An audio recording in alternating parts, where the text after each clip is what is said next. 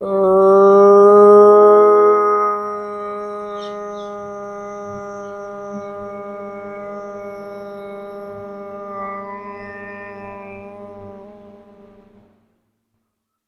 से श्वास गहरा भरें। ओ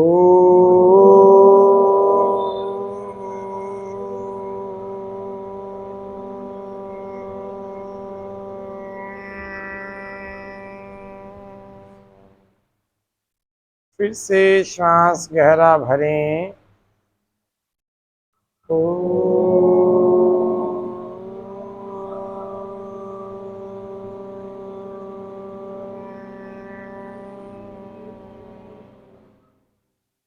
सहनावतु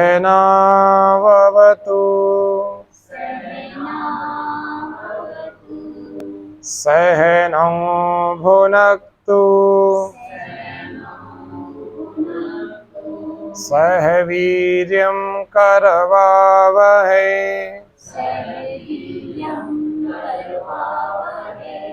तेजस्विनावधीतमस्तु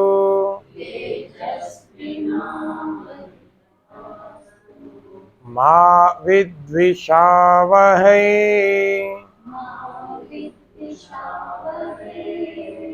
ओम नमो ब्रह्मणे नमस्ते वायु त्वमेव प्रत्यक्षं ब्रह्मासि त्वामेव प्रत्यक्षं ब्रह्म वदिष्यामि ऋतं वदिष्यामि सत्यं वदिष्यामि तन्मामवतु तद्वक्तारमवतु अवतु माम् अवतु वक्तारम्। ओम स्वस्ति स्वस्ति स्वस्ति।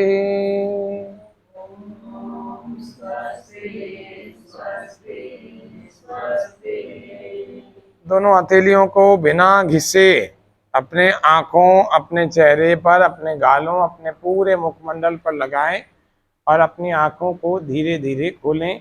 पहले अपने आंखों से भूमि पर देखें,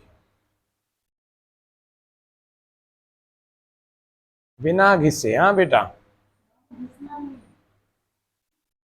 हमने 19 तारीख से इस ध्यान प्रशिक्षण शिविर का प्रारंभ किया। आज 22 तारीख यानी चौथा दिन इस शिविर का अंतिम दिन है। इसमें हमने कई सारी चीज़ों को देखा था। थोड़ा सा 10-1 मिनट में रिवाइज करके देख लेते हैं, फिर इसको आगे बढ़ाएंगे और अंतिम सत्र को देखें। परिचय, ध्यान का परिचय। ध्यान क्या है? ध्यान कहीं वो चीज़ तो नहीं है जो घर में बचपन में माता पिता गुरुजी बोलते थे कि ध्यान से जाना, ध्यान से खाना, ध्यान से पढ़ना। ये क्या चीज़ें हैं? वो है, वो बेसिक तो वही है। हाँ, लेकिन अब बड़े हो गए अपन, तो उस ध्यान को फिर बड़े अर्थों में देखना पड़ेगा। पहले अपने आप को अवलोकन करके देखेंगे कि क्या उस वाले पर अपन अभी चल रहे हैं, क्या नहीं चल रहे हैं। ना तो ध्यान से चलते हैं, न ध्यान से खाते हैं, न ध्यान से नहाते हैं, न ध्यान से किसी चीज़ को देखते हैं, न पढ़ते हैं। कई बार अपन ऐसे ही देख हल्का फुल्का ऐसे सरसरी नज़र से देख करके बोल देते हैं कुछ भी। तो सामने वाला देखता है एक बार देखो तो सही, फिर देखते हैं तो हाँ हाँ, ऐसा कई बार हो जाता है। ऑफिस में भी हो जाता है, घर में भी हो जाता है। सर्फ तो है ही नहीं, तूने देखा ध्यान से, मुझे लगा वो पीछे वाला डब्बा खाली लग रहा था। अरे तुमने देखा क्या? ध्यान से देखा तो रखी थी, और इतनी रखी थी कि 2 महीने और चल जाए। छोटी छोटी चीज़ों में हमें ध्यान रखने की आवश्यकता होती है। जो ध्यान का विशेषज्ञ या ध्यान करने वाला या योग साधक व्यक्ति होता है, वो एक एक बात का ध्यान रखता है, छोटी छोटी बात का ध्यान रखता है। मतलब कितना ही पानी फैला हो, यदि हम सावधानी से ध्यान से चलेंगे तो हमारे गिरने की 1% भी संभावना नहीं रहती। 1%। कितना ही चिकना पानी फैला हुआ हो, सर्फ वाला, यदि हम ध्यान से पाँव जमा जमा के चल रहे हैं तो हमारे गिरने की 1% भी संभावना नहीं रहती, यदि जूते पहने हुए हैं। ठीक है, लेकिन कुछ भी नहीं है, सूखा है, जूते बड़े मजबूत अच्छी ग्रिप वाले पहने हुए हैं, फिर भी ध्यानपूर्वक नहीं चल रहा, कोई पानी नहीं फैला हुआ, फिर भी कहीं दिमाग है, नजरें कहीं और है, तो भी गिर जाता है। देखते हो ना, कई सारे लोग घरों में भी होते हैं, चलते चलते ही ठोकर खाते रहते हैं हाथों से। कई बार कभी कप छूट जाता है, कभी गिलास छूट जाता है। कई सारे घरों में तो रोज कोई ना कोई, अरे क्या गिर गया, फिर गिर गया क्या, कुछ ऐसे एक जगह से आवाज आती है, कुछ ना कुछ गिरा ही दिया। इसका मतलब ये है कि हमारा मन और हमारा शरीर दोनों एक जगह पर नहीं है। जब भी हम कोई कार्य करते हैं तो हमारा मन और हमारा शरीर एक जगह पर होने चाहिए, तो वह क्रिया ध्यान पूर्वक की गई क्रिया कहलाती है। ये हो गया बेसिक। जैसे कानून होता है ना, रोज सुप्रीम कोर्ट नई नई साइटेशन निकालता रहता है, हाई कोर्ट निकालता रहता है। कानून क्या होता है, कितनी साइटेशन निकल जाए लेकिन बेसिक लॉ के कॉन्ट्राडिक्शन में कोई साइटेशन नहीं आए, है ना। जो मूल कानून है, अधिनियमों में है, संहिताओं में है, भारतीय दंड संहिता में आदि में, उसके ओवररूल करती भी कोई भी साइटेशन सुप्रीम कोर्ट भी नहीं देगा। बेसिक लॉ है, उसके वाइड स्कोप में कुछ और दे सकता है, लेकिन उसके विपरीत तो कुछ भी नहीं देगा, नहीं तो फिर उसका महत्व समाप्त हो जाएगा। इसी प्रकार से जैसे आप रेलवे संशोधन अधिनियम चलाते हैं ना 1898 में, है ना, फिर उसके बाद आगे भी है। जी ठीक है जी। तो परिचय जो हमारा जो था ध्यान का, वो है हमें ध्यान के बारे में जानना चाहिए। ध्यान क्या है, तो ध्यान जो है योग का 7वां अंग है। आजकल बहुत सारे गुरु पहले ही दिन से ध्यान कराना शुरू कर देते हैं और 7 दिन में तो आंखों पर यूं गहरा यूं लगा के बोलते हैं ये आपकी रोशनी जो दिख रही है ना, ये ईश्वर का साक्षात्कार है। हो गया, 7 दिन में साक्षात्कार करा के भेज देते। कुछ ऐसे भी लोग हैं, भागवत सुना देते हैं और कहते हैं 7 दिन जो परीक्षित को लाभ हुआ भागवत सुन करके, है ना, सनत कुमार आदि से, और वो ही लाभ आपको भी हो जाएगा। 7 दिन आप भागवत सुन लो और आपका भी मोक्ष हो जाएगा, जैसे राजा परीक्षित का हो गया। ऐसे 7-7 दिन में मोक्ष कराने वाले बहुत सारे लोग बैठे। मोक्ष 7 दिन में नहीं होता, उसके लिए एक जन्म भी कम पड़ सकता है, कई जन्म भी कम पड़ सकते हैं। और कोई लगा हुआ है, पिछले जन्म की भी साधना है, अभी भी खूब लगातार दिमाग में वही चलता है, तो इसी जन्म में 1-2 वर्ष में भी हो सकता है, कोई बहुत बड़ा काम नहीं। लेकिन दिशा सही होनी चाहिए, गलत दिशा में भटकेगा तो कुछ भी नहीं हो सकता। छोटा सा जीवन है, काम की बात पता लग गई, उसको अप्लाई करना शुरू कर। जब काम की बात पता नहीं थी उसमें भी तो दिमाग लगा रहे थे, अब पता लग गई। योग दर्शन महर्षि पतंजलि जी द्वारा कुल मिला के 4 पाद हैं, 4 चैप्टर्स हैं, 195 सूत्र हैं ओनली। मोक्ष प्राप्ति के लिए केवल उन 195 सूत्रों को, 195 सूत्रों को ठीक ढंग से जान लेवे, उन पर प्रैक्टिकली अप्लाई कर लेवे, मुक्ति मिल सकती है, इसी जन्म में मिल सकती है, दोबारा कभी जन्म ही नहीं होगा। ये कितने वर्षों तक नहीं होगा, 32 नील 31 नील सालों तक नहीं होगा। और नील बहुत बड़ी इकाई होती है, पदम और अरब शंख से भी ज़्यादा बड़ी इकाई होती है। आज हम ऑरा क्लीनिंग सिखाने वाले हैं, ऑरा को कैसे क्लीन किया जाए। वो बहुत महत्वपूर्ण क्रिया होती है, वो आप आज ही जाके करोगे अपने घर वालों पर, या किसी दूर देश में बैठा हुआ व्यक्ति बीमार है उस पर करोगे तो उस पर आज ही फायदा हो जाएगा। सुबह कल आपको फोन करके बता देगा, ये बड़ी जोरदार क्रिया कर दी आपने। और अपनी भी करना, औरों की भी करो, अपनी भी करो और औरों की भी करो। तो ऑरा क्लीनिंग क्या होती है, आज के सत्र के अंतिम भाग में हम बताने वाले। ध्यान क्या है, तो ध्यान करने के लिए हमें पहले ये 6 सीढ़ियों पर गुजरना पड़ेगा। यम और नियम, ये 2 सीढ़ियां हैं, ये योग के और ध्यान के बीज को हमारे शरीर में, हमारे मन में बोता है। शरीर में तो क्या बोएगा, मन में बोएगा। तो पहला है यम, ये 5 प्रकार के होते हैं। अहिंसा, किसी भी व्यक्ति को वाणी, कर्म और वचन, कर्म और मन से दुख न देने की भावना, यह अहिंसा कहलाती है। इसको हम न्यायपूर्वक हिंसा भी कह सकते हैं। अहिंसा उसको नहीं कहते हैं जो आपको गांधी जी ने अपने को बताई थी, एक गाल पर थप्पड़ मार दिया तो दूसरा तैयार है। तो आजकल तो ऐसे हैं कि वो घूसा भी मार देंगे, दूसरे पे भी थप्पड़ मार देंगे। अहिंसा को हमें बुद्धिमत्ता पूर्वक समझने की आवश्यकता है। एक जैसा व्यक्ति करेगा उसके लिए यथा योग्य व्यवहार तैयार है, ठीक है। ऐसा रखोगे तब तो योग के मार्ग में आगे बढ़ पाए, और ऐसा रहोगे तो एक मारा जी दूसरा भी मारा, हमें हाथ नहीं उठाना, हमें अपना कर्म नहीं बनाना, तो भैया वो तो मर्डर भी करके चले जाते हैं। आजकल वो जमाना, आजकल क्या पहले भी नहीं था। पहले भी ऋषि लोग जो होते थे ना, साधना पूरी जानते थे, शास्त्र जानते थे पूरा, लेकिन शस्त्र भी जानते थे और अपने ब्रह्मचारियों को सिखाते थे। हमने भी शास्त्र पढ़ा, गुरुकुल में कुछ समय और शस्त्र भी सीखें, लाठी भाला और तलवार तक चलाना सीखिए, क्योंकि जब आत्मरक्षा की बात आएगी तो उसके लिए भी तैयार है। कोई शस्त्र नहीं है तो हाथ भी इतने तैयार कर रखें कि एक बार तो व्यक्ति सोच में पड़ जाए भी किसी का कुछ पड़ा, और एक क्या चार तीन चार लोग सोच में पड़ जाए कि तीनों चारों को कैसे धकेल दिया।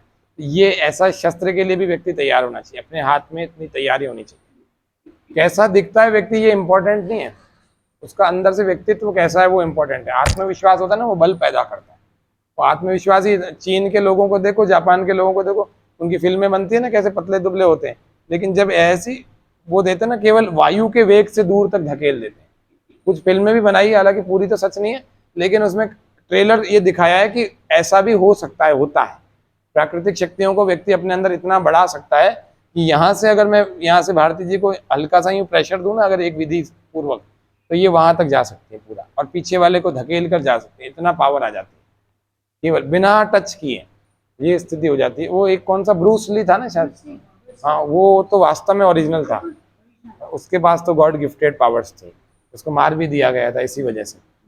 परिचय, तो ध्यान, यम और नियम, तो अहिंसा का पालन जो करेगा उसके आसपास रहने वाले लोग भी अहिंसक हो जाएंगे। ऋषियों के आश्रमों में क्या होता था, एक ही तालाब पर हिरण और उसी तालाब पर शेर पानी पिया करते थे, और एक दूसरे को कोई नुकसान नहीं पहुंचाते थे।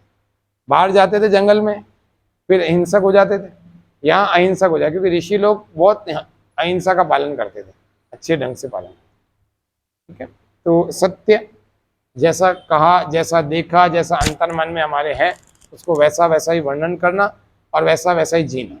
मुझे पता लग गया कि 4 बजे उठना योगियों का समय होता है, 3 बजे उठना योगियों का समय होता है।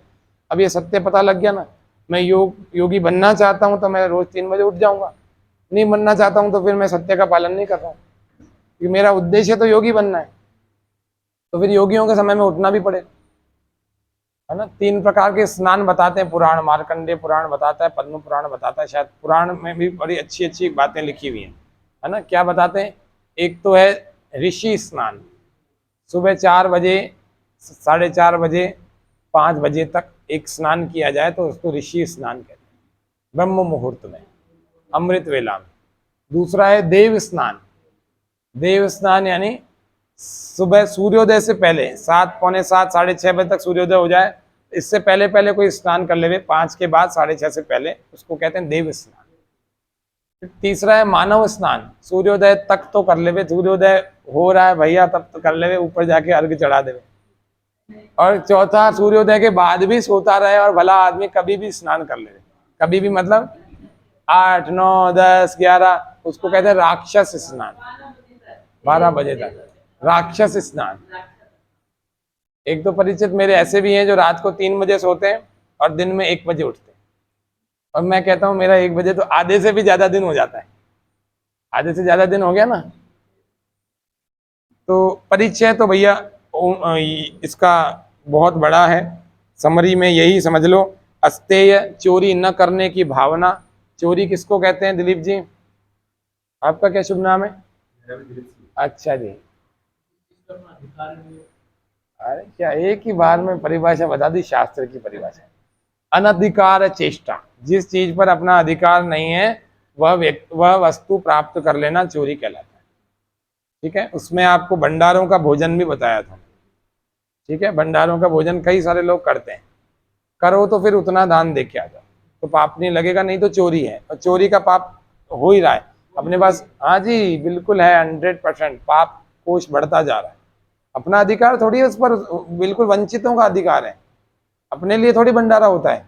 आप जाओ तो एक कण लेके आओगे तब तक तो ठीक है, प्रसाद की तरह। अपन जाके 8-8 लोग, चलो जी आज खाना नहीं बनाना पड़ेगा, अपन बैठो, अपने भंडार घर में भरे हुए हैं और दूसरे के भंडारे में खा रहे हैं, भगवान वाले भंडारे में। यहाँ तो भैया फिर उसके दान पेटी में उतना भोजन 100 रुपए 200 रुपए जितना आपको लगता है उतने लोगों के हिसाब से डाल के आओ, नहीं तो फिर चोरी है, पक्की बात। अपन चोरी कर रहे हैं ये मान के चलना। अब यहाँ बैठे हुए में कोई भी ऐसा नहीं कह सकता कि हमने चोरी नहीं करी है, की तो कभी ना कभी तो है ही। अनधिकार चेष्टा, ब्रह्मचर्य, अपने ब्रह्मचर्य के 3 अर्थ बताए थे। अपने ब्रह्म का मतलब होता है परमात्मा, परमात्मा के ही चिंतन में व्यक्ति रमण करे, लेकिन वो कैसे करे, पहले परमात्मा के बारे में पता तो होना चाहिए ना। अभी तो किसी को भी परमात्मा बोल देता है, किसी को भी ईश्वर बोल देता है। कोई बाबा जी में ज्यादा श्रद्धा हो गई तो बाबा जी को ही भगवान बना दिया, और एक आध श्लोक और बोल दिए, गुरु गोविंद दो खड़े काके लागू पाओ बलिहारी गुरु आपने गोविंद, ये भी बनाया हुआ श्लोक है, शास्त्र में कहीं नहीं है।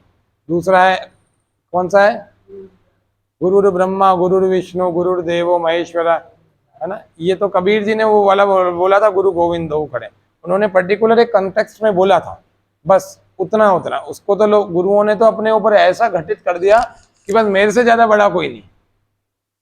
ऐसा नहीं है, ईश्वर का स्थान अपना है, गुरु का केवल इशारा करने का है।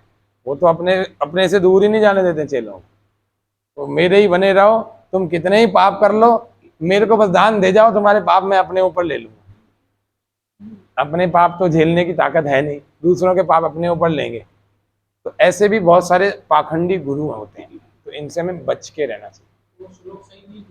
नहीं नहीं, फालतू के गुरु लोगों ने बनाया है अपना खुद का, गुरुर ब्रह्मा गुरुर विष्णु गुरुर देव। अरे भैया, गुरु ब्रह्मा भी, ये जितने हैं ना, ये सारे गुरु हैं, और इनसे भी ज्यादा बड़ा गुरु तो मैं हूँ, तुम्हारे सामने बैठा। तो पर ब्रह्म हूं मैं, तो परमात्मा हूं, तो मेरी ही पूजा करो, तस्मै श्री गुरुवे नमः, मेरी ही पूजा करनी है आपको। तो ये ऐसा बना रखा है, तो थोड़ा सा बच के रहना चाहिए, क्योंकि पता नहीं कौन सा गुरु कब धोखा दे जाए। क्योंकि जब किसी में आप विश्वास करते हैं ना, तो पूरा विश्वास करते हैं।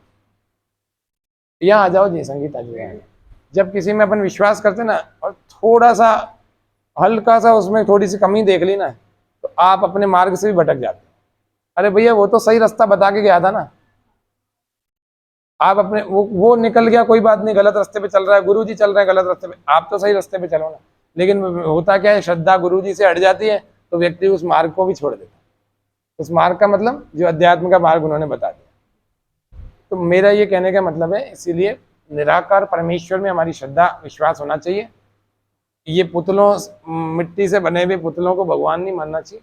मान लेते हैं जो लोग, वो बहुत सारा उनकी आस्था, जो राम राय मंदिर चला गया, कितनों की आस्था चली गई, खराब हो गई, है ना। आसाराम चला गया, उसका बेटा नारायण साईं चला गया, ऐसे 225 लोग चले गए, 225। ये तो 3-5 के नाम बता। नित्यानंद चला गया, हाँ, उसका तो बड़ा खतरनाक काम है। तो मैं ये कह रहा हूँ, ऐसे बहुत सारे लोग थे। हाँ, रामपाल चला गया, तो कितने सारे लोगों की श्रद्धा खराब हो गई। तो कुछ लोग, उनमें से 5% लोग ऐसे भी होंगे जिनकी श्रद्धा बिगड़ गई ना, वो ईसाइयों में चले गए, कोई मुसलमान में चले गए, तो उनको लगा ये तो सब गड़बड़ है। तो ऐसा नहीं है, अपनी स्वयं की बुद्धि का दोष है हमारा। हम अगर सही नहीं मान रहे हैं तो हम किसको वो करेंगे। मिट्टी से बने पुतले गलतियां करते ही हैं, ये बात मान के चले। कोई कितनी बड़ी घोषणा कर देवे, करते ही करते हैं। आज नहीं करेंगे, कल कर देंगे, और नहीं तो कोई बात नहीं, नहीं भी करेंगे तो अच्छी बात है। लेकिन अपने को तो मार्ग ईश्वर का प्रशस्त कर दिया, अपन तो उस पर चलते रहो ना, अपन उसको क्यों भगवान मान रहे हैं। आवाज आ रही है पीछे तक। अस्तेय यानी चोरी न करना, ब्रह्मचर्य यानी ब्रह्म का मतलब ईश्वर, ईश्वर में ही आचरण करना, ईश्वर का ही के बारे में चिंतन करना, मनन करना, सोचना, उसको प्राप्त करने की इच्छा करना, उसके बारे में बहुत सारी जानकारी करना, उसी का ध्यान करना, उसी में सारा दिन रमण करना, भोजन बनाते समय ईश्वर के बारे में सोचना, उसी के गुण कर्म स्वभावों के बारे में सोचना, बर्तन मांजते हुए भी उसके बारे में सोचना, स्नान करते हुए भी उसके बारे में सोचना, इसको कहते हैं ब्रह्मचर्य। इससे मन पवित्र रहता है, इससे शरीर पवित्र रहता है, इससे आत्मा पवित्र रहती है, इससे बुद्धि पवित्र रहती है। ये ब्रह्मचर्य का लाभ होता है। दूसरा, ब्रह्म का मतलब होता है विद्या। विद्यार्थी जो ब्रह्म की जो विद्या ग्रहण करते हैं उनको भी ब्रह्मचारी कहते हैं।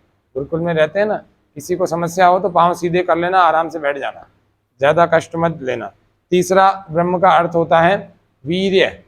पुरुषों के रिप्रोडक्टिव सिस्टम में एक बहुत महत्वपूर्ण चीज रहती है, उसको हम वीर्य कहते हैं। स्त्रियों के रिप्रोडक्टिव सिस्टम में भी एक चीज रहती है। इन दोनों के मिलने से ही संतान बनती है। एक नए मनुष्य का, नए स्पीशी का जन्म होता है। वो शरीर का अंतिम तत्व होता है, और शरीर का सबसे मूल्यवान तत्व होता है, और सबसे कीमती तत्व होता है। अगर आपसे पूछा जाए ना शरीर में सबसे कीमती क्या है, आप क्या बोलोगे? बुद्धि है, कोई बोलेगा आंखें हैं जी। सबसे कीमती तत्व वीर्य है। उसी की वजह से वाइटल फोर्स है, उसी की वजह से हम अभी ऐसे सीधे होकर बैठे हुए हैं। ये कम होता जाएगा, जवान आदमी ये झुकता जाएगा। ये कम होता जाएगा, जवान आदमी की आंखें चढ़ती जाएंगी या झुकती जाएंगी। उसके जवान आदमी की हड्डियों में से ताकत निकलने लग जाएगी। जवान आदमी के तेजस्विता खत्म हो जाएगी चेहरे से, सब निस्तेज हो जाएगा चेहरा। झुर्रियाँ पड़ने लग जाएंगी, जवानी में बाल जड़ने लग जाएंगे और ऐसे जड़ जाएंगे गंजा हो जाएगा। 20-30 साल का व्यक्ति बूढ़ा दिखने लगेगा, 30-35-40 साल का व्यक्ति बूढ़ा दिखने लगेगा, 70-80 साल, जितना कम होता चला जाएगा ये तत्व। इसीलिए जितना अधिक हमारे ये शरीर में सुरक्षित है, शास्त्र में तो कहते हैं कि इसको तो शरीर से तब बाहर निकलना चाहिए जब संतान उत्पन्न करनी हो, अन्यथा ये शरीर में रहना चाहिए, क्योंकि ब्रह्मचारी व्यक्ति के लिए ही योग जल्दी सिद्ध होता है। ठीक है, फिर भी अधिक से अधिक बचाने का प्रयास करना चाहिए ये शरीर में, और इसी को बचाने से हम ब्रह्मचर्य प्रतिष्ठायाम वीर्य लाभ है, ये कहते हैं शरीर में शक्ति बनी रहती है, शरीर में रोग कम लगते हैं, रोग नहीं लगते हैं, बल बना रहता है। जिसके शरीर में शक्ति है उसके शरीर में कमजोरी नहीं है, और कमजोरी का नाम ही दूसरा नाम है रोग, कमजोरी का दूसरा नाम रोग, या रोग का दूसरा नाम कमजोरी। तो जो व्यक्ति अंदर से शक्तिशाली है वो व्यक्ति रोगी नहीं हो सकता। तो शक्ति का दूसरा नाम है वीर्य, और वीर्य से ही शब्द बना है वीरता। ठीक है, वीर्य से क्या शब्द बना है? वीरता। तो ये बहुत महत्वपूर्ण चीज है, भले 4 नंबर पर है, लेकिन हमारे शरीर के लिए, मन के लिए, बुद्धि के लिए और स्वस्थ रहने के लिए सब जगह से हमारे लिए महत्वपूर्ण चीज, इसीलिए इसको हमें बचा के रखना चाहिए। 3 प्रकार के अर्थ हमने देख लिए ब्रह्मचर्य। ब्रह्मणी चरती थी ब्रह्मचर्य। चौथा 5वां है अपरिग्रह। अपरिग्रह का मतलब होता है अनावश्यक वस्तुओं का संग्रह नहीं करना चाहिए, हमारे अनावश्यक विचारों का संग्रह नहीं करना चाहिए। आवश्यकता की जितनी वस्तुएं हैं, जैसे दिलीप जी के घर में ये 4 प्राणी हैं, मान लेते हैं उदाहरण के लिए, मेरे को पता नहीं कितने, 4 प्राणी हैं, तो इन 4 प्राणियों के लिए 5 कमरों की आवश्यकता है, एक हॉल है, बस बहुत है। इनको फिर इतना ही रखना चाहिए, ज़्यादा से ज़्यादा 1 कमरा और एक्स्ट्रा रख लो, कोई गेस्ट आ गया 2 कमरे और एक्स्ट्रा रख लो, बस 7 कमरे से ज़्यादा इनके घर में नहीं होना चाहिए, ये इनकी आवश्यकता की चीज़ है बस। अब इससे ज़्यादा ये रख रहे हैं तो फिर परिग्रह कर रहे हैं, परिग्रह कर रहे हैं, इसका मतलब अपरिग्रह का पालन नहीं कर रहे हैं, तो फिर ध्यान में इनकी उन्नति उतनी नहीं हो सकती जितनी मेरी हो सकती, क्योंकि मैंने मेरी आवश्यकता जितनी वस्तुएं रखी हुई है ना। तो इसीलिए हमें आवश्यकता जितनी वस्तुएं रखनी चाहिए। बाकी आपके पास ज़्यादा पैसा है, बैंक में जमा करा दो, कोई बात नहीं, आपका इनकम आती रहेगी और आपके अंदर आत्मबल बढ़ता रहे। महर्षि दयानंद जी भी कहते हैं कि अर्थ से आत्मबल बढ़ता है। जब धन आता है ना, धन का उपार्जन बहुत सारा करना चाहिए, ये नहीं कह रहे नहीं कमाना चाहिए, धन तो कमाना चाहिए। जितना धन अधिक होगा उतना आत्मबल बढ़ेगा, उतना आपको कल की चिंता कम सताएगी और उतना आपका ध्यान अच्छा होगा। ठीक है, तो ये हो गया अपरिग्रह, यानी जैसे जूतों का उदाहरण दिया, कल ड्रेसों का उदाहरण दिया, कपड़ों का, वस्तुओं का, लोगों का, और अनावश्यक विचारों का। आपको मतलब ही नहीं है किसी, अरे वो कल आया था, वो आपस में क्या बात कर रहे थे, ना उसका आपसे मतलब, ना उस दूसरे वाले का आपसे मतलब, आपके दिमाग लगा आधा घंटा, फिर उससे जाके पूछ लिया, अरे वो क्या बात कर रहे थे, तो तुम्हारा क्या मतलब? नहीं, फिर भी बताओ, जानकारी तो होनी चाहिए। क्या जानकारी करके करोगे? संसार में जानकारियां इतनी, एक जन्म कम पड़ जाएगा। गूगल पर फालतू की जानकारियां लिखते रहते हैं, क्या कर रहे हो? जानकारी होनी चाहिए जी। तुम्हें क्या करना हवाई जहाज के इंजन की जानकारी करके? तुम्हें बनना है क्या उसका? नहीं, मेरे को जाना तो योग में ही। तो योग में जाना तो समाधि की जानकारी करो, परमात्मा की जानकारी करो, आत्मा के बारे में जानो।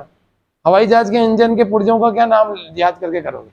नहीं, किसी के सामने बोलते हैं ना तो लगता है बहुत नॉलेज है। आप अपने विषय की जानकारी कर लो, नॉलेज ही नॉलेज है। अच्छा, ध्यान में उन्नति कब हो सकती है? जब ध्यान के बारे में जानकारी होगी। त्रैत्ववाद का सिद्धांत बताया था।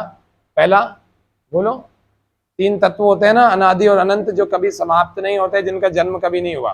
कौन से होते हैं? पहला ईश्वर, परमात्मा। दूसरा जीवात्मा यानी आत्मा। ठीक है, पहला परमात्मा, दूसरा जीवात्मा, और तीसरा प्रकृति। प्रकृति जो दिख रही है ये भी प्रकृति से बना हुआ है, ये भी प्रकृति से, ये भी शरीर भी सब प्रकृति से बने। और एक जीवात्मा है जो हमारे भीतर है, जो इस प्रकृति से बने हुए जड़ शरीर को चला रहा है। और तीसरा परमात्मा है जो ये पूरे संसार को ही चला रहा है। परमात्मा के मुख्य काम 5 होते हैं। आपको अगर किसी से जान पहचान करनी होती है तो आप 3 चीजें जरूर उससे पूछते हो। भाई तुम्हारा नाम क्या है ना? ठीक है। दूसरा, तुम काम क्या करते हो? तीसरा होता है कि तुम रहते कहाँ हो। ठीक है, मेरे हिसाब से चौथी चीज की जरूरत ही नहीं है कोई जान पहचान करने की। 3 चीजें पर्याप्त है। जान भी जाता है, पहचान भी जाता है व्यक्ति, बाकी तो समय लगता है पहचानने में। और लेकिन लगभग ये होता है अनजान व्यक्ति से अपन नाम पूछ लेते हैं, भाई साहब आपका शुभ नाम क्या है। तो परमात्मा का नाम क्या है अपन ने जाना उस दिन, प्रणव। प्रणव नाम है और प्रणव को कैसे पुकारते हैं, ओम। कैसे पुकारते हैं, ओम। ओम के नाम से पुकारते हैं। परमात्मा का मुख्य और निज नाम है ओम। मुख्य मतलब भगवान के बहुत सारे गुण कर्म स्वभाव है और बहुत सारे नाम भी हैं। हम सब गणों का अधिपति है तो उसको गणपति या गणेश भी बोलते हैं, है ना। सब जगह व्याप्त होने से विजडरी व्याप्तो या व्याप्नोति सर्वत्र, विष्णु भी कहते हैं उस परमात्मा को, है ना। शिवु कल्याणे, हम सबका कल्याण ही कल्याण करता है। पानी देकर हमारा कल्याण किया कि नहीं किया, वायु देकर हमारा कल्याण किया कि नहीं किया, अग्नि देकर हमारा कल्याण किया कि नहीं, अन्न देकर हमारा कल्याण। शिवु कल्याण, हर दिन हमारा कल्याण, हर क्षण हमारा कल्याण करता। आप समझो ये सब कुछ दे देता, नींद ही ना देता तो कल्याण हो सकता था क्या, नहीं हो सकता था। हफ्ते में 2 ही बार नींद आएगी जी बस आपको, बाकी 5 दिन नहीं आएगी। कितना व्यक्ति घबराए घूमता अपने ही घर में। कल्याण की चीजें उसने दे रखी है, सिस्टम सेट करना। आप व्यायाम करो बलवान हो जाओगे, निश्चित बात। मंडूकासन करो डायबिटीज दूर हो जाएगी। कर्म के साथ उसके फल को जोड़ रखा है, ठीक है ना। और अगर कर्म के साथ फल को नहीं जोड़ता तो कर्म कौन करता। आप भोजन करो, भूख समाप्त हो जाएगी, वो अलग बात है, 6 घंटे बाद फिर भी लग जाएगी। लेकिन जिस समय भूख लग रही है भोजन करो, भूख समाप्त हो जाएगी। कर्म के साथ फल जुड़ा हुआ है। इसीलिए कहा गया है एक मंत्र में, विष्णु कर्माणि पश्यत यतो व्रतानि पस्पशे इंद्रस्य युज्य सखा। ये कहते हैं कि विष्णु भगवान के कर्मों को देखो, विष्णु यानी भगवान परमात्मा, उसके कर्मों को देखो। यतो व्रतानि पस्पशे, जैसे नियमों के साथ में उसने फल को जोड़ रखा है, वैसे ही उसके कर्मों के साथ जो जो भी आपकी ऋतुओं दिख रही है, ये सब अपने व्यवस्था से नियमों से चल रही है। और अगर ये नियम हटा दिए जाएं तो कुछ भी कभी भी हो जाएगा। अभी आपको बिल्कुल निश्चिंतता है कि शाम को 7 बजे के बाद अंधेरा होना, 8 बजे के बाद अंधेरा होना है और मुझे आराम मिलना है, ये तय बात है। अगर व्यवस्थापक नहीं होता तो कैसे काम चलता। भगवान दिख नहीं रहा तो भैया इसके काम तो दिख ही रहे हैं, व्यवस्थाएं तो दिख रही है, नियम तो दिख ही रहे हैं। हर 2-2 महीने में ऋतुएं बदल जाती हैं, अपने आप जमीन से फल फूल वनस्पतियां सब उगने ही लग जाती है अपने आप। ये नियम नहीं है क्या। इन नियमों के पीछे लगता है ना कोई तो कोई नियम करने वाला भी होगा, कोई ना कोई इन नियमों को पूरा करने वाला भी होगा, तो वो परमात्मा है। तो परमात्मा न तो कभी उत्पन्न हुआ है और न ही कभी अंत होगा। पहला है अनंत और अनादि तत्व। कौन सा पहला है, परमात्मा।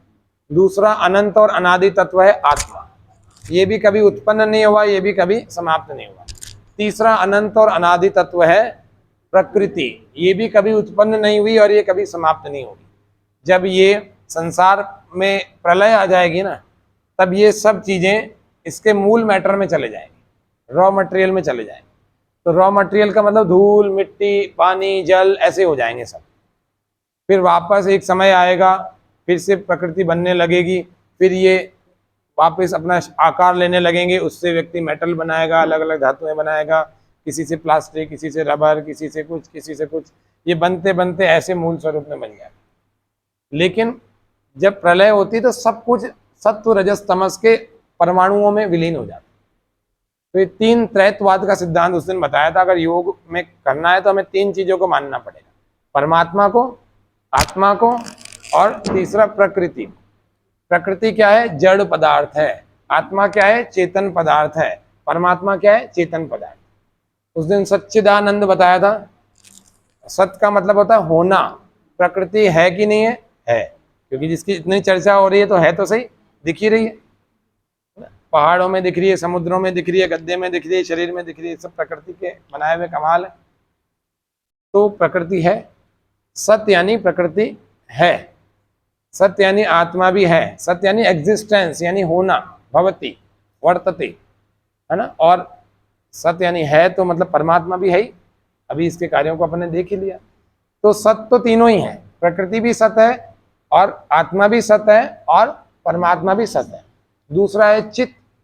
प्रकृति चेतन नहीं है, जड़ है, मेरे उठाए बिना तो ये उठेगी नहीं, तो इसलिए ये केवल सत्य है, मतलब केवल है ही बस, चेतना नहीं है इसमें अलग से।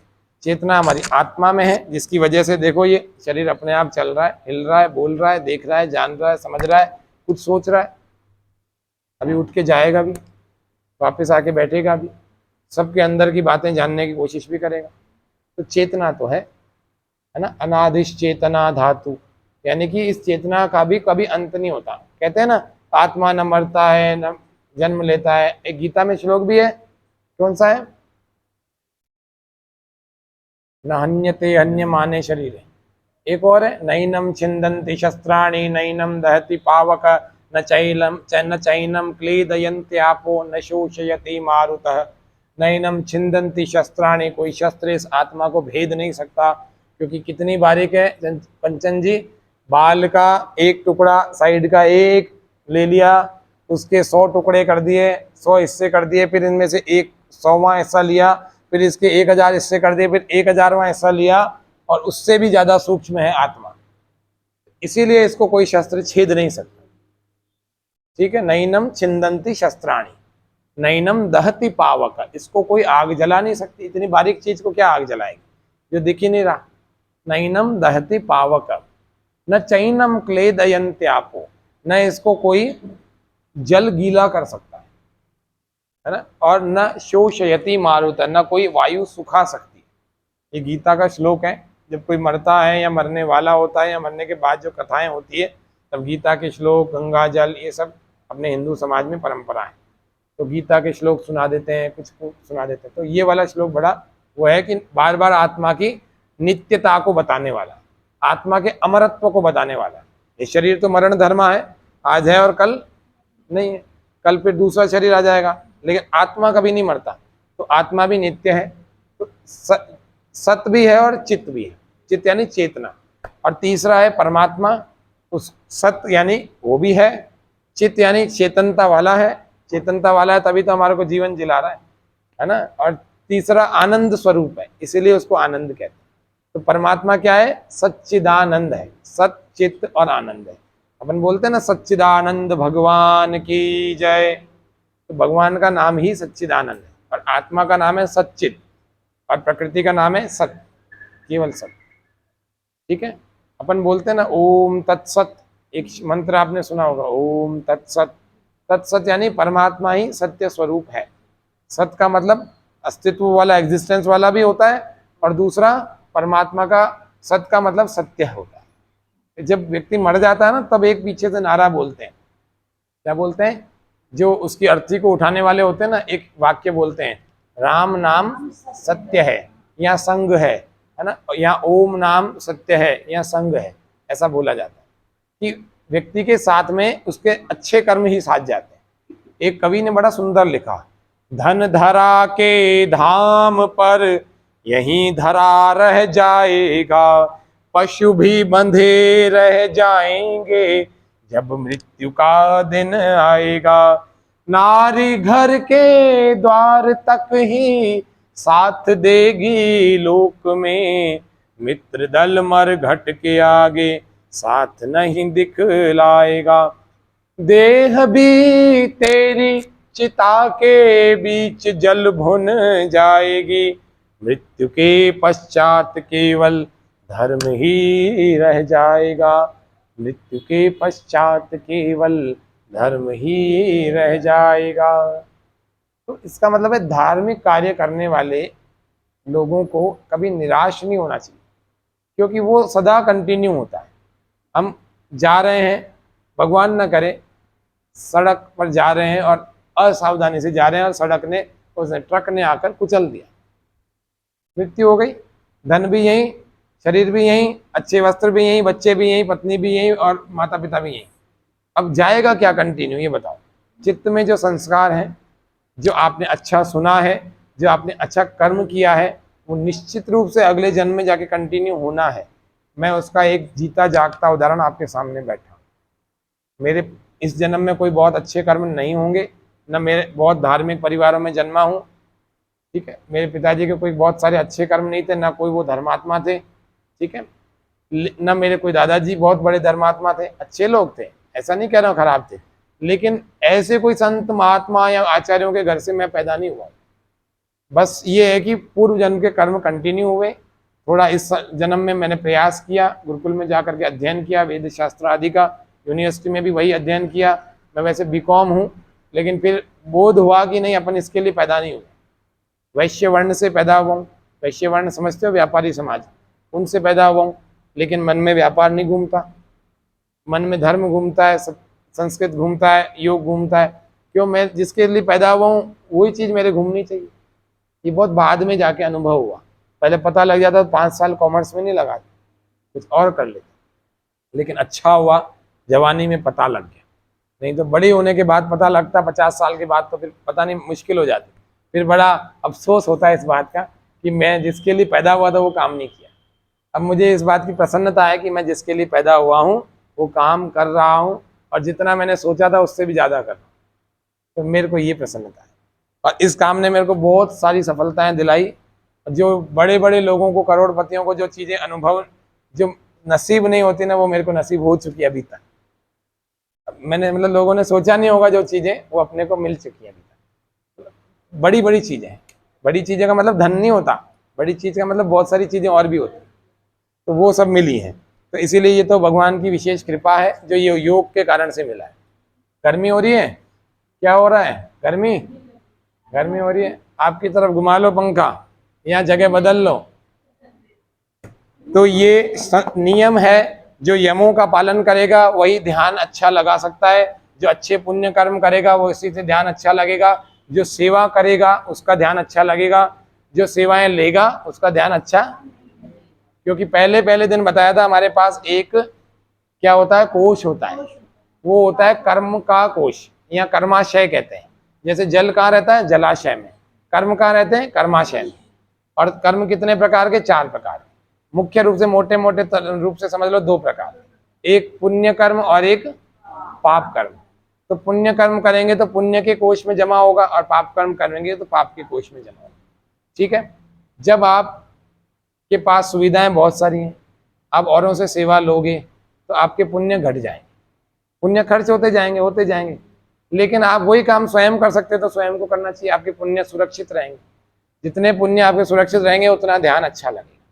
जितनी आप लोगों की सेवा करोगे, धन से कर सकते हैं, शरीर से कर सकते हैं, मन से कर सकते हैं, वाणी से कर सकते हैं, किसी अपने ज्ञान से कर सकते हैं, वो आपके पुण्य को बढ़ाएगा। ठीक है? इसी प्रकार से पाप भी बढ़ जाते हैं, पाप तो अनायास ही बहुत सारे हो जाते हैं। अभी चलते चलते ही कई सारे जीव मर जाएंगे आपके पैरों से, पता ही नहीं लगता। तो पाप तो अनायास बढ़ ही रहे हैं, उनकी तरफ ध्यान मत दो, आपको ध्यान देना पुण्यों की तरफ, और सावधान रह के जीवन जीना है कि हमसे पाप नहीं हो। ये तो हो, अनायास हो जाते हैं बहुत सारे, लेकिन नहीं होने पर ध्यान देना है और पुण्यों को बढ़ाते जाना है। जैसे आप बढ़ाते जाओ, रेशनल वैल्यू चलेगी तो आपका पुण्य अपने आप ही बढ़ा हुआ दिखेगा। अब ये कोई, इसका तो कोई बैरोमीटर तो है नहीं जो नापा जा सके। इसका तो यही है कि आप अपने पुण्यों पर, सेवाओं पर, इन पर ध्यान दो। जितना ज़्यादा होंगी उतना ज़्यादा ध्यान अच्छा लगेगा, उतना ज़्यादा हमारा अगला जन्म अच्छा होगा। इसी जन्म में प्रयास कर लिया तो मोक्ष भी मिल सकता है। ये बहुत बड़ा काम नहीं है। लेकिन वैसे एक बड़े विद्वान कहते हैं कि संसार के कार्यों में अपन लोग जितनी ताकत लगाते हैं ना, उससे भी कम ताकत में मोक्ष मिल सकता है, अगर इस दिशा में ठीक ठीक तरह से सही दिशा में मेहनत की जाए। संसार में कितनी सारी जगहों पर आप ताकत लगाते हो, कई सालों की सहन भी करना पड़ता है, कई जगह बहुत सारी ताकत लगती है, शक्तियां लगती है। किसी को धन देना पड़ता है, नहीं होने के बाद इससे लेना उससे लेना, तमाम तमाम, है ना। कईयों का वजन उठाना पड़ता है, कईयों की जिम्मेदारी अपने कंधों पर लेनी पड़ती है। शरीर से वजन उठाया, मन से उठाया, मन पर बोझ आ गया, दिमाग पर बोझ आ गया, परिवार पर बोझ आ गया, और पता नहीं कितना पेशेंस जीवन में चाहिए होता है। मैं कहता हूँ, वो विद्वान कहते हैं कि उसकी आदि शक्ति में ही मोक्ष हो सकता है, समाधि लगा सकता है व्यक्ति ये 8 हो, लेकिन वो इस तरफ दिमाग ही नहीं लगाता, पूरे जिंदगी गधे की दौड़ में चलती जाती है ना। तो ये कुछ चीजें हमने उस दिन की थी, कुछ चीजें आज मैं नई बता दी मैंने आपको। ठीक है? तो ये हमें करना चाहिए, इनका पालन करना चाहिए, शौच से शुद्धि रखनी चाहिए, अंदर की बाहर की दोनों की, मन की भी और शरीर की भी। संतोष यानी पुरुषार्थ पूर्वक जितना भी आपने मेहनत करी है उसका जितना भी आपको मिले उसी के आप डिजर्व आप करते हो, और वो उसको पाकर संतोष करना चाहिए, उसको पाकर फिर असंतुष्ट नहीं होना चाहिए, उसको संतोष कहते हैं। तप, सुख दुख, गर्मी सर्दी, भूख प्यास, आंधी तूफान आदि जो भी विपरीत परिस्थितियां होती हैं, अनुकूल होती हैं, इन सब में अपने आप को सम बनाए रखना चाहिए। गीता में भगवान कृष्ण भी कहते हैं, योगस्थ कुरु कर्माणि संगम त्यक्त्वा धनंजय सिद्ध्यो समो भूत्वा समत्वम योग उच्यते। योग का मतलब है समता में रहना, है ना, बैलेंस्ड रहना अपने मन से, बुद्धि से, आत्मा से, उसको कहते हैं योग। और स्वाध्याय का मतलब कहते हैं, तीन अर्थ बताए थे, इसके भी तीन अर्थ बताए थे, इसके भी तीन अर्थ बताए थे। स्वाध्याय के तीन अर्थ बताओगे अनिता जी, बोलो। मोक्ष शास्त्रों का अध्ययन करना। मोक्ष का मतलब होता है मुक्ति, मुक्ति का मतलब होता है छुट्टी। छुट्टी किस चीज से? दुखों से छुट्टी। दुख कितने प्रकार के? तीन प्रकार के। तीन प्रकार के दुख कौन से होते हैं बताओ, बोलो दिलीप जी। संसार में तीन ही प्रकार के दुख होते हैं बस, चौथा कोई नहीं होता। शारीरिक दुख, रोग वगैरह, मानसिक दुख और सामाजिक दुख, परिवार। देखो बहुत अच्छी बात है, एक और देख लो, इसके तीन तरह से और देख लेते हैं ना। योग के ग्रंथों में कहा गया कि तीन प्रकार के दुख सबसे बड़े दुख है। इन्हीं से छूटने के लिए लोग, कोई हिमालय में जाके तपस्या कर रहा है, कोई हम लोग यहाँ शिविरों में बैठे हुए, कोई किसी 7-8-10 दिन के शिविर में जाता है, कोई शांति पाने कहीं जाता है, कोई कहीं जाता है। वो इन तीन प्रकार के दुखों से बचने के लिए जाता है। और कितने दिन के लिए बचने के लिए जाता है? हमेशा के, है ना। तो उसी को मोक्ष कहते हैं, उसी को मुक्ति कहते हैं। मोक्ष का मतलब छुट्टी। कैसे स्कूल की घंटी लगती है, बच्चे कैसे खुश होकर दौड़ते हैं, और इंटरवल की घंटी लगती है, कुछ भी चल रहा हो, कोई टीचर हो, परवाह नहीं है, तुरंत कॉपी लगाई और सर घंटी बज गई। ऐसे करते हैं। कितना ही डिसिप्लिन भी बच्चा होता है ना, उस समय तो उसका मन करता है कि एक बार तो घंटी लगी तो मैं भागूं, ऐसा होता ही है। तो क्योंकि चारों तरफ वही माहौल होता है, वो भाग रहे, मैं कैसे बैठा था, घंटी लगते ही कान में वो लगता है। तो वो छुट्टी का जो आनंद है ना, वो बड़ा जोरदार वाला है। उनको तो पता है थोड़ी देर की छुट्टी है, लेकिन अपने को ये पता नहीं है कि हमारे को कितनी बड़ी छुट्टी मिलने वाली है। तो बड़ी छुट्टी के लिए तो प्रयत्न बड़ा ही करना पड़ेगा। तो इसी को ही हम समाधि कहते हैं। समाधि का मतलब होता है, सरल शब्दों में कह रहा हूं, समाधान। समाधि का सरल शब्दों में अर्थ क्या है? समाधान। क्योंकि समाधि को भी कुछ लोगों ने उल्टा पुल्टा व्यक्त कर दिया है। वो मिट्टी में 10-15 दिन बैठा हुआ है, गर्दन बाहर निकाल के साहब बाबा जी ने समाधि लगा रखी। दिस इज नॉट समाधि, ये गलत है, बिल्कुल गलत इंटरप्रिटेशन है। समाधि का मतलब तीन दुखों से मुक्ति, समाधान ही हो गया। योग का एक अर्थ क्या होता है? उपाय। योग का एक अर्थ क्या होता है? उपाय। उपाय किन चीजों का? कोई समस्या होगी उसी के तो उपाय की बात कर रहे हैं। समस्या नहीं होती तो अपन क्यों इतने लोग बैठे रहते हैं? सब लोग सुखी थे, मैं भी सुखी था अपने घर, क्यों यहाँ चर्चा करने? कोई समस्या है, उस समस्या के निवारण के लिए अपन यहाँ 4 दिन से बैठे हुए, ठीक है। तब तीन समस्याएं यानी कि तीन दुख हैं। पहला है आध्यात्मिक दुख, लिखना चाहो लिख सकते हो। तीन दुखों से निवृत्ति ही मुक्ति है। पहला है आध्यात्मिक दुख। आध्यात्मिक दुख क्या होता है? जो हमारी स्वयं की गलती से, स्वयं की असावधानी से, ठीक है, स्वयं की लापरवाही से पैदा हुए हैं, उनको कहते हैं हमें आध्यात्मिक दुख। क्लियर है? है जी? हाँ। तो आध्यात्मिक दुख क्या हो गया? हमारे अंदर जितने भी, जैसे ज्वर आ गया, बुखार आ गया, पेट में दर्द हो गया, आपको बताऊं ये सारे आध्यात्मिक दुखों में आते हैं। चोट लग गई, खुद की गलती से लग गई, चलते चलते लोहे की टेबल घुस गई अंदर, उसका कील घुस गई, ये आध्यात्मिक दुख है। सुनने में बड़ा लग रहा है आध्यात्मिक दुख, ये क्या है? ये आध्यात्मिक दुख। किसी से ईर्ष्या कर रहा है, अपने आप ही जल रहा है, उसका तो बाद में नुकसान करेगा, पहले खुद जल रहा है, आध्यात्मिक दुख। दूसरा दुख होता है आदि भौतिक दुख। आदि भौतिक यानी आप तो सही सही गाड़ी चला रहे थे, लेकिन सामने वाले ने आके ठोक दिया।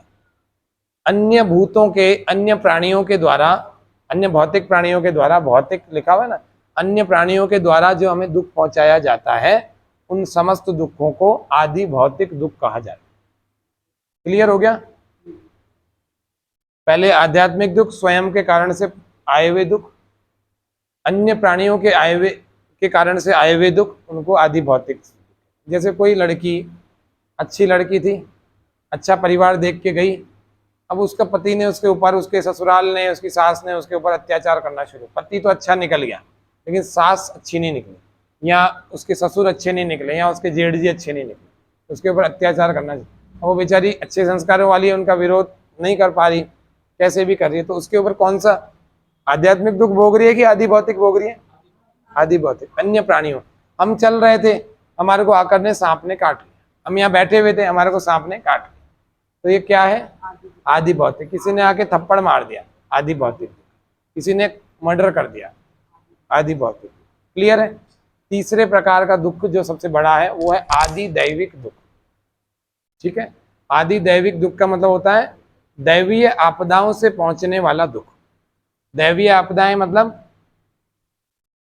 प्राकृतिक आपदाएं, भूकंप हुआ, बाढ़ हुआ, सूखा हुआ, या तूफान ही हो गया, तूफान में उड़ा के ले गया। सुनामी जैसे एक आया था, क्या तूफान ही था ना?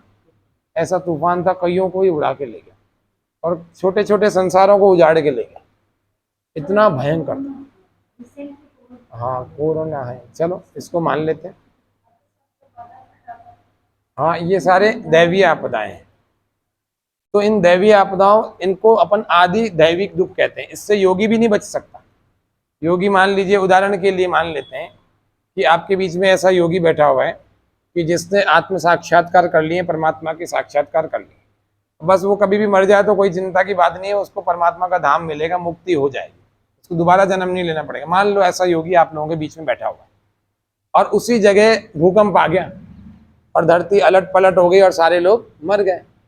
बाकी लोगों को तो कर्मों के अनुसार जन्म मिल जाएगा, लेकिन योगी को मोक्ष मिलेगा।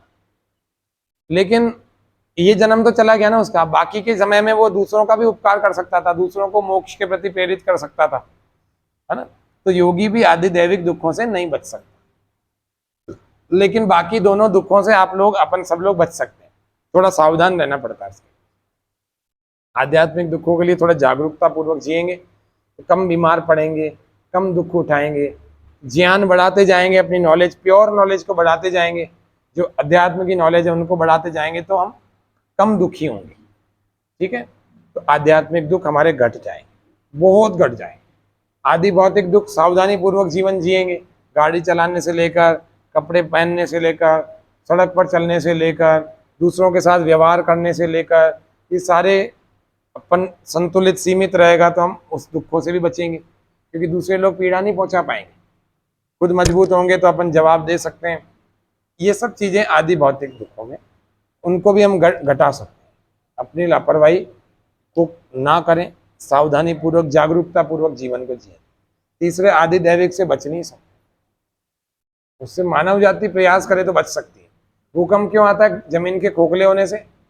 कुछ जमीन के हिस्सों को इतना खोद लिया जाता है, इतना खोद लिया जाता है कि उसमें बचता ही कुछ नहीं है, फिर वो कंपन ही होगी और क्या। तो जमीन खिसकने लगती है, हिलने लगती है, एक हिस्से का हिस्सा पूरा ही खिसक जाता है। ये पहाड़ के पहाड़ ही तो एक बैलेंस ही बिगाड़ देते हैं। या मदार पूरा पहाड़ ही काट दिया, पूरी बस्तियां बना दी, और बचा हुआ जो है वो उसको भी वो करते जा रहे हैं। तो ये सब चीजें कारण ये है कि आदि दैवीय, कुछ दैवीय आपदाओं को मनुष्य खुद ही पुकार रहा है। कोविड को भी मनुष्य नहीं पुकारा है, तो दैवीय आपदाएं आएंगी। तो ये 3 प्रकार की समस्याएं, बताओ मनुष्य जन्म में ज्यादा आ रही है कि दूसरे जन्मों में ज्यादा आ रही है? ये बताओ। मनुष्य में आ रही, क्योंकि अपन मनुष्य जन्म को जी रहे हैं, तो इनके लिए भी तो होती होगी। भूकंप आएगा तो हमारी उस भूमि पर अगर कोई कुत्ता बिल्ला होगा वो भी तो मरेगा। हाँ, लेकिन आप जान के देखो, उनको ज्यादा कष्ट है, उनको ज्यादा कष्ट है। मनुष्य तो फिर भी अपनी सुरक्षा कर लेता है, लकड़ी का मकान बना लेगा, या भूकंप आएगा तो लकड़ी के टेबल के नीचे छिप जाएगा तो थोड़ी उसकी सुरक्षा हो जाएगी, या बाहर मैदान में भाग जाएगा। इनको क्या पता, ये दबेंगे मरेंगे और संख्याओं में मरेंगे। नहीं, पता होने की बात नहीं कह रहा हूँ कि आप ये मत सोचो कि बड़ी घटना होगी तो कुत्ते को पहले पता लग जाती। मैं इस बारे में, इस सब्जेक्ट की बात नहीं कर रहा हूँ। मैं ये कह रहा हूँ सबसे ज्यादा दुखी कौन से जीव हैं? मनुष्य ज्यादा दुखी है कि दूसरे ज्यादा दुखी है? नहीं है, मनुष्य तो ज्यादा सुखी है, दूसरे जीव ज्यादा दुखी हैं। ये तो अपन ने अपने आप के कर्मों से अपने आप को दुखी बना लिया है। वास्तव में अपन सबसे ज्यादा सुखी प्राणी है, लेकिन फिर भी हम मुक्ति का यत्न कर रहे हैं क्योंकि हमें इस जन्म में भी दुख दिखाई दे रहा है, क्योंकि सभी जन्मों में दुख है, पैदा होते से ही दुख जुड़ गया। अगर आपको इस जन्म में दुख नहीं दिख रहा, इस संसार में बहुत सुख दिख रहा है, इसका मतलब फिर हम मुक्ति की तरफ नहीं बढ़ सकते। अगर इस संसार में वास्तव में आपको पैनी नजर से देखो, रहना तो बड़े मस्ती से चाहिए, जीवन को बड़ा मजे मजे से जीना चाहिए, लेकिन आप इसके गहराई में जाके देखो तो दुख ही दुख है इस संसार में, दुख ही दुख। सामान्य रूप से देखो, सुबह नाश्ते की भूख मिटाई, दोपहर में फिर दोपहर के भोजन का दुख है, फिर शाम के भोजन का फिर दुख है, फिर रात की नींद का दुख है, नींद ना लो तो दूसरे दिन चक्कर ही चक्कर आएंगे, फिर दुख ही दुख है, ज्यादा ले लो तो आलस ही आलस आएगा। दुख कौन सी जगह नहीं है बताना कंचन जी? सुबह काम पे जाने का दुख है, शाम को काम से आके लौट करके फिर थकान का दुख है, घर पे समय न दे पाने का दुख है, ऑफिस में सही काम नहीं कर पाने का दुख है, इतना दुख है कि भारती जी के आंसू निकल आए। तो कुल मिला के इस संसार में बताओ दुख बहुत ज्यादा है। इन सभी दुखों का ही निराकरण करने के लिए, इन सभी दुखों का निराकरण करने के लिए ही योग का जो प्रतिपादन हुआ है, और इसी योग को हम करने से हम समस्त दुखों से, और योग का अंतिम उद्देश्य क्या है बोलो? समाधि। समाधि का दूसरा अर्थ क्या है? समाधान। तो समाधान करने के लिए ये सारे प्रक्रियाओं से गुजरना पड़ता है। अब छोटा सा देख लिया यम नियम, चलते हैं स्वाध्याय पर थे। स्वाध्याय का मतलब मोक्ष शास्त्रों का अध्ययन करना, ओमकार आदि पवित्र नामों का उच्चारण करना और अपने आत्मनिरीक्षण करना, अपने अंदर के दोषों को रोज दूर करके गुणों का आधान करना, अपने आप को अच्छा बनाना। और ईश्वर प्रणिधान, हर समय ये विचार करना कि ईश्वर मुझे देख रहा है, सुन रहा है, जान रहा है, तो व्यक्ति कभी गलत नहीं करेगा। हर काम परमात्मा को समर्पित करके करना, तो भगवान व्यक्ति कभी गलत नहीं करेगा। ठीक है, पाप से बच जाएगा ना, तो जो पाप से बचेगा वो योग तो सिद्ध कर सकता है। और जो पापी होगा, सुबह तो झूठ बोल रहा है और वो ध्यान लगा रहा है, ऐसे व्यक्ति का ध्यान लगाने से कोई मतलब है? सारा दिन झूठ बोल रहा है, इसको धोखा दिया, उसको कर दिया, उसके टिफिन में से खा गया खाना, उसकी बोतल में कुछ मिला दिया मतलब उठ पटांग हरकत है। अपने घर वालों से झूठ बोल रहा है, कहाँ जाके आए? मैं वहां जाके आया, गया यहाँ था, झूठ बोल दिया। तो ऐसा व्यक्ति ध्यान करेगा, उसका कोई सेंस है क्या? इससे तो ना करे। तो ये सब आसन यानी शरीर की स्थिरता हमारी हो जाए। ये जो हठयोग के आसन प्राणायाम स्वामी रामदेव जी भी कराते हैं, मैं भी कराता हूँ, इनको करना चाहिए। इनको करने से शरीर की अच्छी स्थिति बनती है। ये भी हठयोग का पार्ट है, इनको रोज करना चाहिए अगर शरीर को स्वस्थ रखना है। शरीर माध्यम खलु धर्म साधनम, भैया इस धर्म को सिद्ध करना है तो शरीर ही माध्यम है। अगर ये सही नहीं है तो फिर ध्यान तो नहीं लगेगा। ध्यान किधर लगेगा? घुटने में दर्द है तो घुटने पर मन आ जाएगा, पेट में गड़बड़ हो रही है, पेट में गुड़गुड़ में ध्यान आ जाएगा, कंधे में दर्द है तो कंधे में चला जाएगा। तो थोड़ा सा अपने को आसन करने चाहिए, है ना। दूसरा आसन की स्थिति का मतलब है स्थिर सुखम आसन, स्थिरता पूर्वक सुख पूर्वक लंबे काल तक जिस स्थिति में हम बैठ सकें उसको क्या कहते हैं? आसन। ठीक है, स्थिरता पूर्वक सुख पूर्वक और लंबे समय तक जिस भी स्थिति में बैठे रह सकें उसको आसन कहते हैं। मैं ऐसे बैठ सकता हूं तो मेरे लिए ये अच्छा आसन है, इसको सुख आसन कहते हैं। कहा ही गया महर्षि पतंजलि जी ने साफ कह दिया स्थिरम सुखम आसनम, या स्थिर सुखम आसन। चौथा है प्राणायाम। प्राणायाम को करने से विचारों पर नियंत्रण होता है। योग में एक काम बताया कि ऐसी स्थिति हो जाए जब विचार शून्य हो जाए। स्थिति क्या हो जाए? संसार का एक भी विचार ना, एक भी। तो उसको क्या कहते हैं? विचार शून्य स्थिति। तो वो किससे होता है? प्राणों पर नियंत्रण करने से। प्राण का मतलब वात, वात का मतलब वायु, वायु का मतलब श्वास जो हमारे चल रही है। प्राणायाम में क्या होता है? Various disciplines of breathing. तो अलग अलग डिसिप्लिन्स में हम जो ब्रीदिंग करते हैं, कपालभाति में कुछ अलग करते हैं। एक्सेल कैसा करते हैं? एक्सेल एक्टिव मोड पर होता है और इनहेल पैसिव मोड पर होता है। कपालभाति में यही होता है, बाहर छोड़ने पर ध्यान रखें।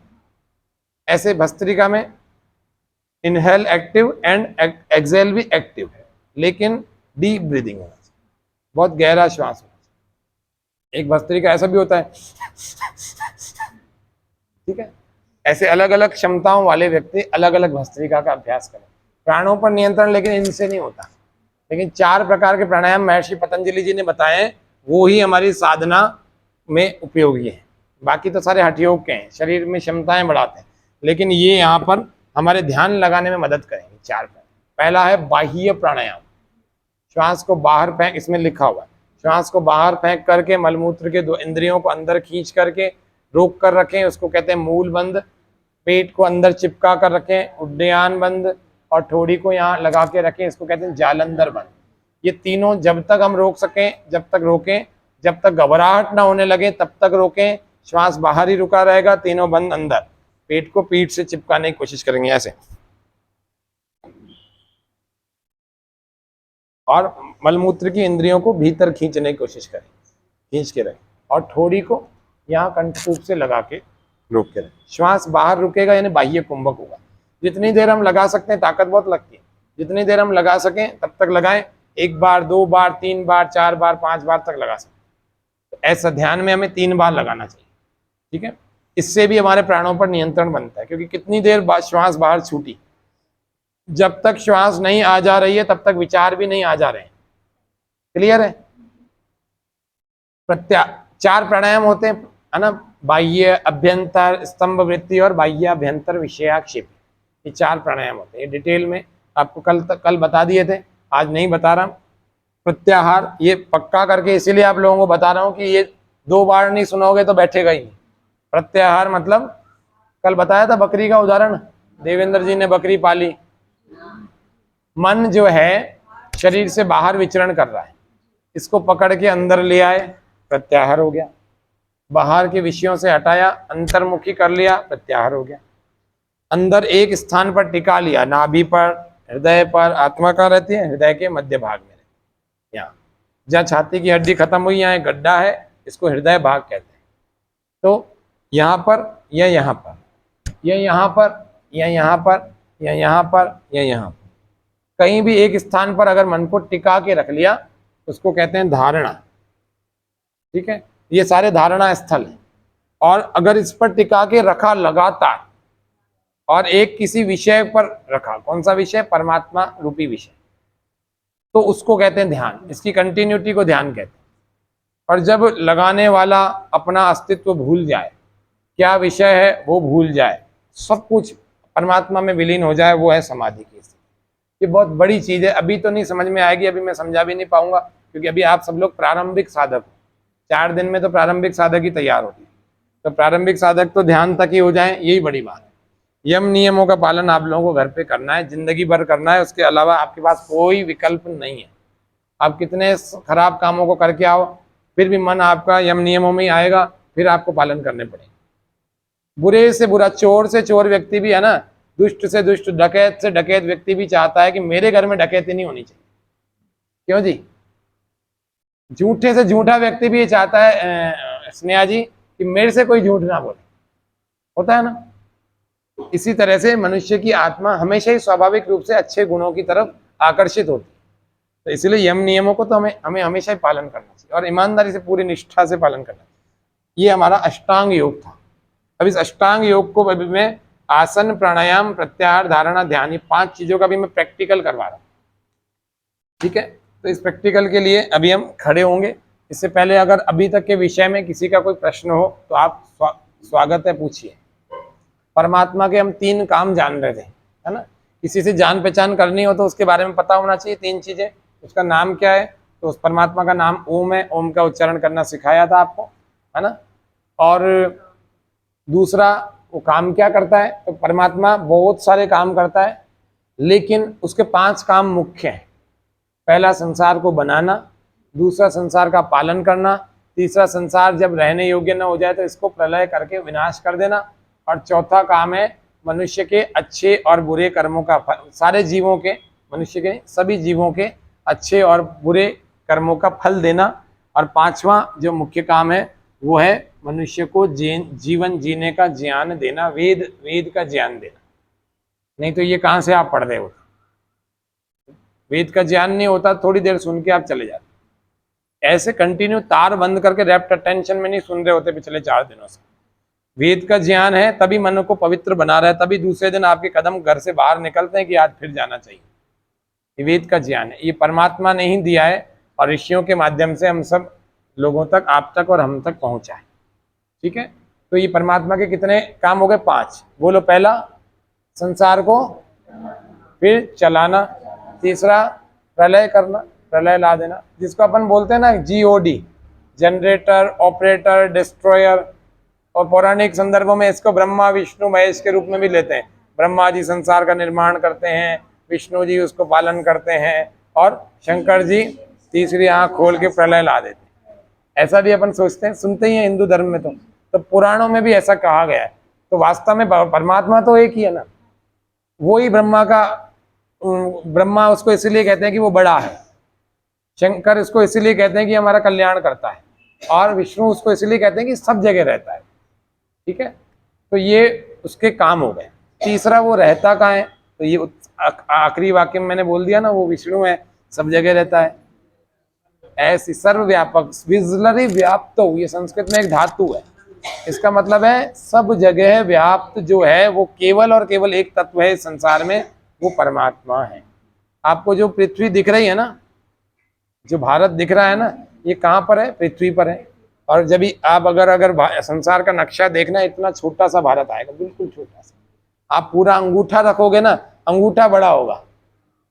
अगर एक A4 साइज के पेपर में आप संसार का नक्शा देखोगे तो भारत बहुत छोटा है, आप उसमें राजस्थान नहीं ढूंढ पाओगे, अजमेर जिला नहीं ढूंढ पाओगे। पूरे भारत ही एक अंगूठे से छोटा है, इतना छोटा है। और सोचो ये एशिया नाम के महाद्वीप में है, फिर ये पूरा देखा जाए तो संसार है, पूरा वर्ल्ड है, वर्ल्ड बहुत बड़ा है ना। ठीक है, ये क्या है? एक पृथ्वी है। ठीक है, इस एक पृथ्वी को चलाने के लिए एक सौरमंडल के अलग अलग ग्रह उपग्रहों का बहुत सहयोग होता है। जैसे सूर्य है, सब ग्रहों को चलाने के लिए शक्ति देता है। ठीक है ना, देता है ना, साइंस भी कहता है। एक सौरमंडल होता है, वो सारा अलग अलग ग्रह उपग्रह होते हैं। इसी प्रकार से ब्रह्मांड में करोड़ों सौरमंडल है, करोड़ों, एक नहीं है, करोड़ों। इसका मतलब करोड़ों सौरमंडल है तो करोड़ों सूर्य भी होंगे और करोड़ों पृथ्वियां भी होंगी और उन पर अरबों जीव भी होंगे। इसका मतलब ये ब्रह्मांड कितना विशाल है। तो भगवान की शक्ति कितनी ज्यादा है कि इतने सारे प्राणियों को उनके शुभ और अशुभ कर्मों का फल देता है और उनका हिसाब रखता है। गण संख्या ने, गण सारे गणों की संख्या का ध्यान रखता है और उनका यथोचित उपाय करता है, पूरा पूरा फल देता है। तो 5 कर्म हो गए। ठीक है, पहला संसार को बनाना, फिर संसार को चलाना, और तीसरा संसार जब रहने लायक ना हो तो उसका प्रलय करके उसको फिर से मूल तत्वों में, प्रकृति में विलीन कर देना, और चौथा मनुष्य को जीवन जीने का ज्ञान यानी वेद का ज्ञान देना ऋषियों के माध्यम से, और 5वां मनुष्य को या सारे ही जीवों को, समस्त जीवात्माओं को उनका अच्छे और बुरे कर्मों की, पाप और पुण्य कर्मों का फल देना। ये हो गया। और तीसरा है परमात्मा रहता कहाँ है? तो सब जगह रहता है। अच्छा, ध्यान में कौन उन्नति करेगा? जो परमात्मा का ध्यान करेगा। और परमात्मा का ध्यान कौन कर सकेगा? जिसको परमात्मा के बारे में कुछ नॉलेज होगी। और नॉलेज नहीं होगी तो वो आंखें बंद करके क्या करेगा? नॉलेज होगी तो आंखें बंद करेगा। परमात्मा सब जगह व्याप्त है, हमारे अच्छे बुरे कर्मों का फल देता है, अंदर ही अंदर सोचता रहेगा। इतना मैटर होगा तो कुछ तो याद आएगा, तभी तो ध्यान हो पाएगा। और ध्यान में होता ही यही है, ईश्वर के बारे में खाली सोचना होता है, उसकी महिमा का बहुत सारा स्तुत्य होता है, स्तुतियां होती हैं, निश्चित रूप से मन पवित्र हो जाता है और उसी के गुण कर्म स्वभाव हमारे अंदर घटने लगते हैं। और जब घटने लगते हैं तो हम भी अंदर से महान होने लगते हैं, हम भी अंदर से पवित्र होने लगते हैं, हमारे अंदर के दोष भी